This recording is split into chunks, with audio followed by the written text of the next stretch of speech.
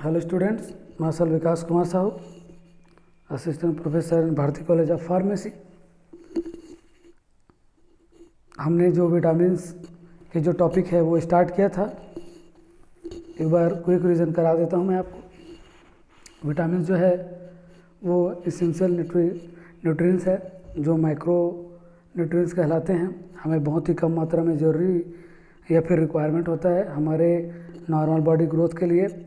Vitamin जो दो type के होते हैं, एक वाटर सॉल्युबल और एक जो है वो fat soluble.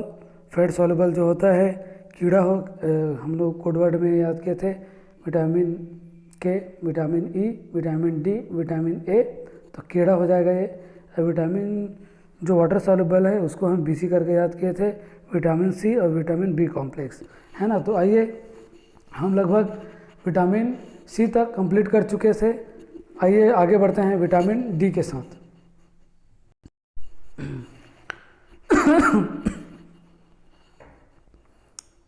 Vitamin D, the function regular of the calcium level through the action intestine, kidney and bones. जो विटामिन डी होता है वो रेगुलेट करता है कैल्शियम लेवल को, जो कि माध्यम बनाता है इंटेस्टाइन, किडनी और बोन के द्वारा। विटामिन D3 कोलोकैल्सिफेरॉल नाम से भी जाना जाता है। It's requires convention to the 1,2,5 di hydroxy vitamin D3 to form the active compounds. Vitamin D3 जो है वो हमारे शरीर में जितने भी कैल्शियम पाए जाते हैं उसके लिए वो बहुत ही ज़्यादा ज़रूरी है। विटामिन D3 से हमारे जो हड्डियां हैं वो मजबूत होती हैं, टीथ का फॉर्मेशन होता है और टीथ का कलर जो वाइट कलर दिखता है विटामिन डी के कारण ही होता है। और विटामिन डी से होने वाली डिफिशियंसी है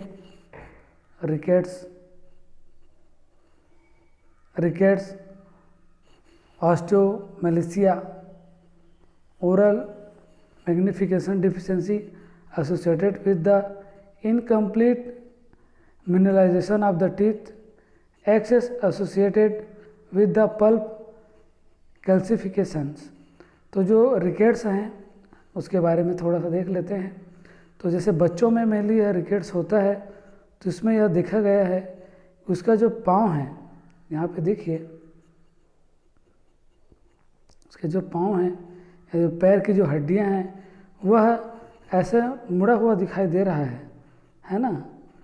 तो इसी को हम रैकेट्स कहते हैं। इस तरफ भी दोनों पैरों में सीधा नहीं है, इसका जो हड्डी है वह लचीला हो चुका है क्योंकि इसको विटामिन D3 की कमी है ना। तो इसी को ही रैकेट्स कहा जा सकता है। और जो बड़ों में जो होता है वह ऑस्टियोमेलेसिया नामक डिसीज़ हो सकती है, जिसमें जो है वो हड्डियां जो है वो भंगुर हो जाता है, मतलब कमज़ोर हो सकता है। अब इसके सोर्स के बारे में देख सकते हैं। हम सभी जानते हैं कि जो विटामिन 3 है वह नेचुरली हमें अल्ट्रावायलेट रेडिएशन, सूर्य के प्रकाश के किरणों से मिलती है। इसको seven dehydrocholesterol in the skins, fish liver से भी प्राप्त होता है, ऑयल से भी प्राप्त, फिश लीवर ऑयल से प्राप्त होता है, सप्लीमेंटेड मिल्क से भी प्राप्त होता है।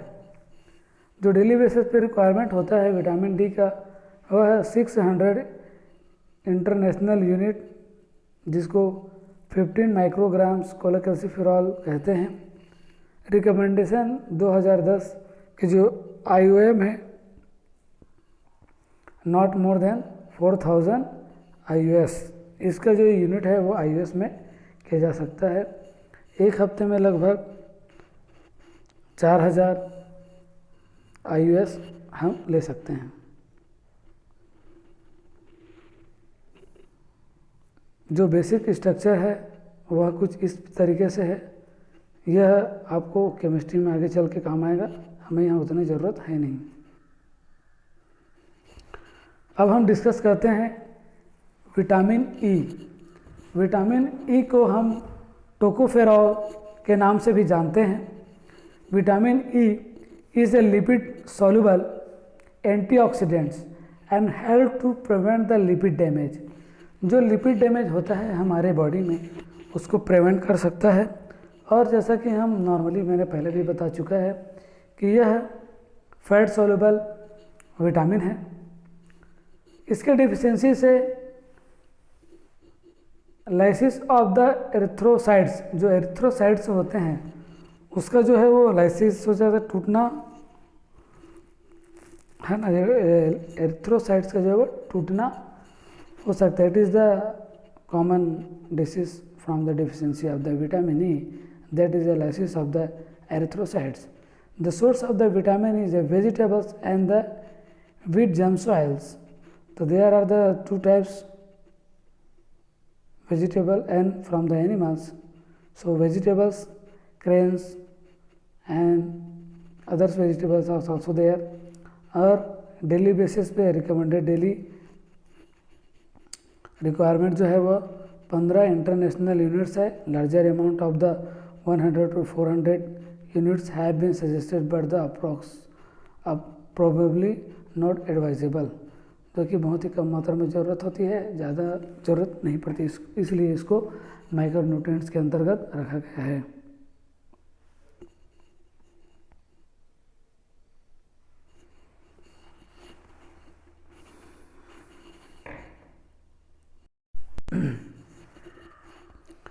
तो इस तरीके से हमने देखा कि जो फैट सॉल्युबल विटामिन ई है उसके फंक्शन के बारे में हमने पढ़ा कि विटामिन ई जो है वो लिपिड सॉल्युबल होता है और एंटीऑक्सीडेंट्स का काम करता है, और also help to improve the lipid damage, और जो वह लिपिड डैमेज को बचाता है। इसकी डिफिशिएंसी से साधारण मनुष्य में लाइसिस ऑफ द एरिथ्रोसाइट्स हो सकते हैं। सोर्स जो है दो प्रकार का बताया था मैंने, vegetables and wheat germ soil. और जो डेली बेसिस पे रिक्वायरमेंट है 15 इंटरनेशनल यूनिट जो है रिक्वायरमेंट होता है। अब आगे हम देखते हैं कि जो मॉलिक्यूलर स्ट्रक्चर है इसमें जो बेंजीन रिंग है उसमें CH3 के साथ एक और बेंजीन रिंग जुड़ा हुआ है, और इसका बेसिक स्ट्रक्चर विटामिन ई का इस तरीके से दिखाया गया है। और मेनली जो विटामिन 3 है वह एज ए ब्यूटिफिकेशन के रूप में भी किया जाता है। साधारणतः यह देखा गया है कि जो गर्ल्स या फिर वुमेन होते हैं वह विटामिन ई के जो कैप्सूल्स आते हैं उसको अपने चेहरे पे लगाते हैं, जिससे उनका स्किन जो है वो ग्लो करता है। तो विटामिन ई को एज ए ब्यूटिफिकेशन के रूप में भी प्रयोग किया जाता है। अब हम पढ़ते हैं यहाँ पे vitamin K. The function of the vitamin K is coenzyme for the carboxylation of the glutamic acid, side chain of the some blood clotting factor, prothrombin factor 7, 9 and 10। यह देखा गया है कि मेनली जो मुख्य कार्य विटामिन के का है वह जो विटामिन के का ब्लड क्लॉटिंग से रिलेटेड है, जिसके डिफिशिएंसी से जो ब्लड क्लॉटिंग होता है वह बहुत ही देरी से होने के कारण मनुष्य की मृत्यु भी हो सकती है। तो मेन जो फंक्शन है विटामिन के का वह है ब्लड क्लॉटिंग, है ना। तो ब्लड क्लॉटिंग के साथ साथ और भी इसके कार्य हैं, नॉर्मल ग्रोथ हैं, है ना, और टिश्यू रिपेयर है, लेकिन मुख्य काम जो है वो ब्लड का क्लॉटिंग करना है। इससे होने वाले डिफिशिएंसी है विटामिन के। Deficiency of the vitamin K is the rare but can be associated with the prolonged blood clotting times. Vitamin के की जो डिफिशेंसी है वो बहुत ही कम देखा गया है, लेकिन अगर इसका कमी होती है तो जो विटामिन के का जो डिफिशेंसी के कारण किसी भी मनुष्य में अगर कहीं भी चोट लग जाता है या फिर एक्सीडेंट हो जाता है तो उसका ब्लड जो है वो क्लॉट नहीं हो पाता, थक्का नहीं जमता, जिसके कारण जो ब्लड का वहाँ पे क्लॉटिंग हो जाता है, जिससे कि वो हमारे ब्लड का जो ब्लड है वह बाहर नहीं जाता क्लॉटिंग के कारण। अगर वह क्लॉटिंग नहीं होगा तो हमारे बॉडी के अधिक से अधिक मात्रा के जो ब्लड हैं वह बाहर हो जाएंगे हमारे बॉडी से, और unfortunately in proper work of the heart and sudden cardiac death, जिसके कारण जो है वो हार्ट जो है वो अच्छे से काम नहीं कर पाता और सडन कार्डियक डेथ होने की संभावनाएं बढ़ जाती हैं। ओरल मैग्नीफिकेशन, जिंजल ब्लीडिंग होता है। सोर्स जो है विटामिन के का is produce by the intestinal bacteria daily basis. No RDA has been stabilised but the 17 and the 14 microgram में भी अप्रोप्रिएट। 70 से 140 माइक्रोग्राम्स की ज़रूरत होती है।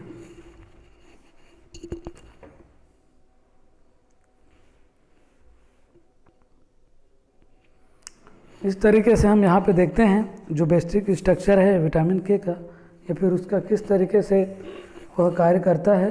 तो यहाँ पे carboxylation of the glutamine to form the lambda carboxy glutamase. तो जो पॉलीपेप्टाइड है, यहाँ पे देख रहे हैं पॉलीपेप्टाइड, वह जो है वो precursor of the clotting factor, precursor of the जो क्लॉटिंग फैक्टर होता है वह है 2, 6, 7, 9 और 10, जो कि ग्लूटामिक रेसिड्यू चेन है। आगे चलकर इसमें ऑक्सीजन, कार्बन डाइऑक्साइड जुड़ता है, हम सांस लेते हैं, सांस छोड़ते हैं, जिसके द्वारा फिर विटामिन के आता है, अटैच होता है। वारफरिन विटामिन के आता है, जिससे क्या होता है, यह लैम्डा कार्बोक्सी ग्लूटामिक रेसिड्यू का फॉर्मेशन करता है। मैच्योर क्लॉटिंग फैक्टर्स हैं, है ना। लेकिन अगर हम वहीं पे एक मेडिसिन है वारफरिन, है ना, जो कि मार्केट में इजीली अवेलेबल होता है, उसको हम एंटी क्लॉटिंग के रूप में जो मेनली कार्डियक पेशेंट होते हैं, है ना, उसको दिया जा सकता है। या फिर उसको मेनली जो तो डॉक्टर है वो एडवाइस करता है फॉर द प्रॉपर जो लिक्विड होता है, लिक्विड फॉर्म में जो ब्लड होता है वह जो है वो बहुत गाढ़ा हो जाता है।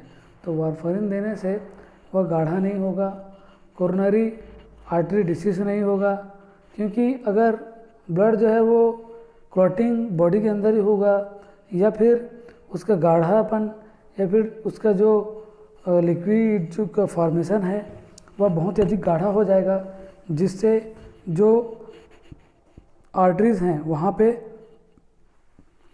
वो सर्कुलेट प्रॉपर वे पे नहीं कर पाता और या फिर सर्कुलेट करने में उसे बहुत ज़्यादा दिक्कत होती है।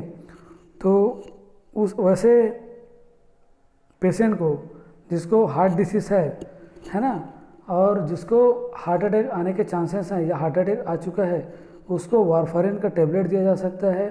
या फिर सडन अगर हार्ट अटैक आता है तो वारफरिन का IV भी दिया जा सकता है, ताकि जो ब्लड है वो स्मूथली सर्कुलेट हो सके हमारे आर्टरीज में, है ना। तो इस तरीके से हमने देखा जो विटामिन के है वह किस तरीके से हमारे बॉडी में मुख्य भूमिका निभाता है और ब्लड क्लॉटिंग फॉर्मेशन के लिए रिस्पॉन्सिबल है। तो हम यह याद रखेंगे कि जो विटामिन के है वो प्रोथ्रोम्बिन, फैक्टर 7, फैक्टर 9 और फैक्टर 10 इसके लिए क्लॉटिंग के लिए रिस्पॉन्सिबल होता है और बहुत ही ज़्यादा ज़रूरी है हमारे बॉडी के लिए और बहुत ही कम मात्रा में ज़रूरी है। सो स्टूडेंट्स, अगर आपको कोई भी डाउट्स है तो आप प्लीज़ मुझे कमेंट बॉक्स में कमेंट कीजिए। Thank you very much.